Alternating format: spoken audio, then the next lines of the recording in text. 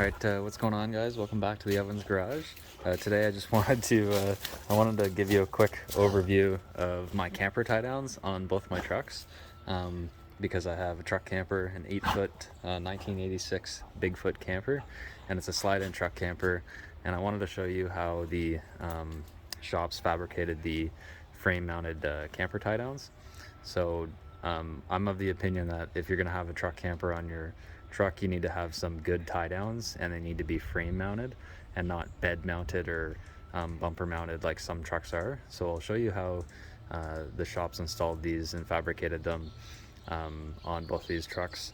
I would have done this myself had I had a garage with a welder and a little bit more room to work, but you know, I kind of have to play with the cards I've been dealt here. So I took them to two different shops actually. The red truck I took to kind of like a custom RV shop, and then this other place for the blue truck, I took it to a welding and fab shop downtown. They actually did a really good job compared to the one on the red truck. I was happy with the one on the red truck, but the job that they did on the blue truck was very stout, let's just say, compared to the other design. So I'll show you the red truck here first. All right, so we're just looking at the rears here. One thing to note, it's easiest for the frame mounted on the rears if you have a bolt-on receiver. So most of the bolt-on receivers have an open kind of tube end there, where they fabricate the receiver end, and that open tube, most times you can just get a piece of square tubing and then weld it on out, and then you kind of make you get another piece of square tubing and put it inside of the other one, so that way you can slide it in and out when you have the camper on and off. And then all four of them are going to have set bolts just like this, so you can tighten it up, you know, kind of put it out to the length you want and then tighten it up once you have your camper on and chains on. So these are the rears on the red truck. Here's the driver's side, and you can see they just basically welded it into the bolt-on receiver. Alright, so the fronts were fabricated a little bit different. So what they did here was they took a piece of angle iron, bolted it up onto the frame, and then took a piece of square tubing, welded it onto that, got out to your correct distance, the set screw or set bolts on the other side, and then they did a reinforcement piece of steel up to the box mount where the bolt goes, and then there's another piece of flat steel that's welded to, and then it's just using that factory bolt, bed bolt. So that's what that one looks like.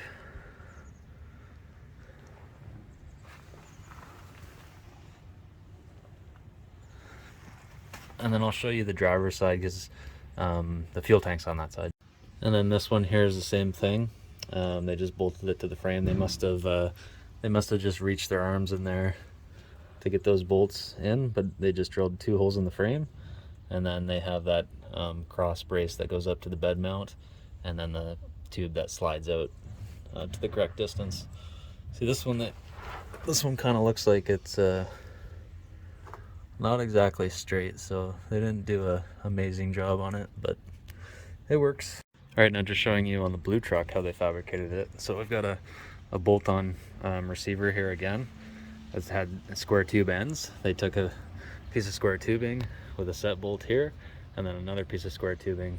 I just wanted to show you the ends of their tubing design was a bit different. It's definitely more stout compared to the piece of chain link that was welded on the other one. They had this piece of steel, bent it, and then drilled a hole in it, and then kind of made it round on the one side. It gives it a nice look. So basically the end of your chain for the camper tie downs can bolt on here, and it makes it nice and clean when you tuck it back in, kind of just coming up with the bed. So the end design is pretty nice on this one. So here's just looking at the rears again from the front. Keep in mind I got rear-ended here, so I still need to get the bumper replaced and then body work done on the back of the bed.